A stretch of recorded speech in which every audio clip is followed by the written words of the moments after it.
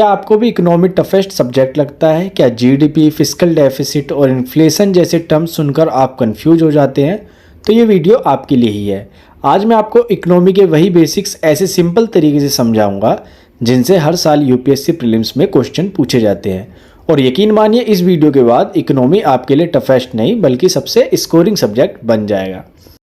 सबसे पहले बात करते हैं जीडीपी यानी ग्रॉस डोमेस्टिक प्रोडक्ट की। जीडीपी का मतलब किसी देश में एक साल में बने सभी फाइनल गुड्स और सर्विसेज का टोटल मॉनेटरी वैल्यू। गुड्स यानी वस्तु, सर्विसेज यानी सेवा, यानी कि एक साल में जितनी भी फाइनल वस्तु हैं और सेवाएं हैं उनकी जो टोटल मॉनेटरी वैल्यू है वो है किसी भी देश की जीडीपी।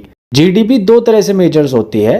पहला है नॉमिनल जीडीपी, ये करंट प्राइस पर कैलकुलेट होती है, इसमें इन्फ्लेशन शामिल होता है, ठीक है। और एक होती है रियल जीडीपी, इसमें बेस ईयर्स की प्राइस पर कैलकुलेट होती है यानी इन्फ्लेशन हटाकर।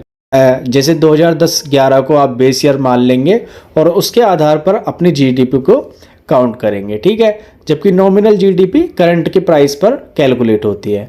तो ये है इनका डिफरेंस। जीडीपी डिफ्लेटर बराबर नॉमिनल जीडीपी को हम डिवाइड करते हैं रियल जीडीपी से और उसे 100 से मल्टीप्लाई करते हैं। ये इन्फ्लेशन का सबसे बड़ा मेजर है।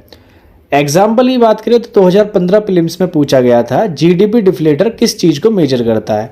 तो जीडीपी डिफ्लेटर किसको मेजर करता है? इन्फ्लेशन को। किस प्रकार? नॉमिनल जीडीपी को डिवाइड करते हैं रियल जीडीपी से और मल्टीप्लाई कर देते हैं 100 से। अब बात करते हैं इन्फ्लेशन यानी मुद्रास्फीति की। मतलब जब गुड्स और सर्विसेज की प्राइस लगातार बढ़ती रहे। इन्फ्लेशन के दो मेन टाइप्स होते हैं। डिमांड पुल इन्फ्लेशन यानी जब डिमांड सप्लाई से ज़्यादा हो, मांग ज़्यादा है और सप्लाई कम है किसी चीज़ की। और दूसरी है कॉस्ट पुश इन्फ्लेशन, जब प्रोडक्शन कॉस्ट बढ़े, जैसे क्रूड ऑयल महंगा होगा तो फिर सब चीज़ महंगी होनी शुरू हो जाएंगी, ठीक है। इंडिया में इन्फ्लेशन मेजर करने के लिए दो मेन इंडेक्स यूज होते हैं। सीपीआई कंज्यूमर प्राइस इंडेक्स जो आम आदमी की रोज़मर्रा की चीज़ों को ट्रैक करता है। दूसरा है डब्ल्यूपीआई होलसेल प्राइस इंडेक्स जो होलसेल मार्केट प्राइस को ट्रैक करता है। आरबीआई का इन्फ्लेशन टारगेट 4% ±2% यानी 2 से 6% है। एग्जाम्पल की बात करें तो 2020 में पूछा गया था कि सीपीआई हेडलाइन इन्फ्लेशन में कौन कौन से आइटम शामिल होते हैं, जिसे आप एक बार गूगल कर देख लेंगे, ठीक है। फिर फिस्कल डेफिसिट की बात करें। फिस्कल डेफिसिट मतलब सरकार का टोटल एक्सपेंडिचर यानी सरकार का जो कुल खर्चा हुआ है माइनस टोटल रिवेन्यू, यानी कि जितना भी सरकार का राजस्व है, जो भी सरकार की प्राप्ति है, उसे जब हम माइनस कर देते हैं तो वो घाटा होता है। यानी कि सरकार ने जितना खर्च किया है उसमें से जितना सरकार ने प्राप्त किया है जब माइनस करेंगे तो वो जो होगा वो फिस्कल डेफिसिट होगा यानी सरकार का घाटा होगा। और जो ये टोटल रिवेन्यू है इसमें हम बोरोइंग को नहीं जोड़ते, यानी कि जो सरकार ने उधार लिया है उसमें हम राजस्व में नहीं जोड़ते। अगर सरकार ज़्यादा खर्च कर रही है और कम कमा रही है तो फिस्कल डेफिसिट बढ़ेगा। हाई फिस्कल डेफिसिट यानी इन्फ्लेशन बढ़ने का रिस्क। लो फिस्कल डेफिसिट यानी ग्रोथ स्लो हो सकती है। अब अगर फिस्कल डेफिसिट नहीं है यानी कि सरकार एक्सपेंडिचर बिल्कुल नहीं कर रही है या ज़्यादा इस पर एक्सपेंडिचर नहीं कर रही है राजस्व के मुकाबले, और अगर एक्सपेंडिचर नहीं कर रही है, खर्च नहीं कर रही है, इसका मतलब ग्रोथ भी उतनी सही तरीके से नहीं होगी। सड़कों पे, रेल पे, ट्रांसपोर्ट पे कुछ भी खर्च नहीं हो रहा होगा, इसलिए फिस्कल डेफिसिट इतना कम है। तो ये ग्रोथ, स्लो ग्रोथ को दिखाता है। हर साल यूनियन बजट और इकोनॉमिक सर्वे इनको हाईलाइट करते हैं। एग्जाम्पल की बात करें तो 2018 में पूछा गया था FRVM एक्ट किससे जुड़ा है, तो इसका आंसर था फिस्कल डेफिसिट कंट्रोल से। बात करें monetary policy and RBI tools की, तो इकोनॉमी को कंट्रोल करने का काम आरबीआई की मॉनेटरी पॉलिसी करती है। इसके लिए आरबीआई के पास कुछ टूल्स होते हैं, जैसे रेपो रेट। रेपो रेट वो रेट होता है जिस पर आरबीआई बैंक को लोन देता है। फिर है रिवर्स रेपो रेट, वो रेट जिस पर आरबीआई बैंकों से पैसे लेता है, यानी कि आरबीआई अपने पास भी पैसे रखवाता है ना, और अगर आरबीआई उन्हें ज़्यादा पैसे दे रहा है तो वो लोगों को क्यों लोन देंगे, वो आरबीआई के पास पैसा रखेंगे। तो इनका भी बहुत ज़्यादा इकोनॉमी पर इफेक्ट पड़ता है। फिर है CRR cash reserve ratio, bank को अपने डिपॉजिट का कुछ हिस्सा आरबीआई के पास रखना पड़ता है। अगर आरबीआई इसे बढ़ा देता है तो मार्केट में लिक्विडिटी कम हो जाती है ना, और लिक्विडिटी कम होगी तो लोगों के पास पैसा भी कम होगा।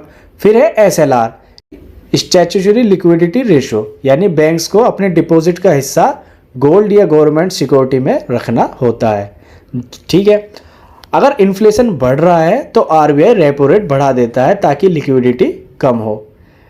अब इन्फ्लेशन इसीलिए बढ़ रहा है क्योंकि लोगों के पास पैसा आ गया है, पैसा आ गया है तो इसका मतलब लोगों के पास डिमांड ज़्यादा बढ़ गई है, और डिमांड बढ़ती है और सप्लाई कम होती है तो क्या होता है, इन्फ्लेशन बढ़ती है, मुद्रास्फीति बढ़ती है, यानी महंगाई बढ़ती है।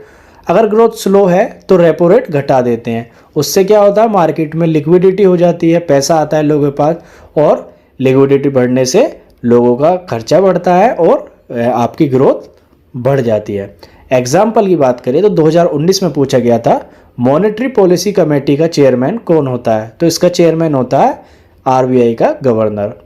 बात करें बैलेंस ऑफ पेमेंट्स की, तो ये इंटरनेशनल ट्रेड से जुड़ा कॉन्सेप्ट है। बैलेंस ऑफ पेमेंट बीओपी ये दो पार्ट में बटा होता है।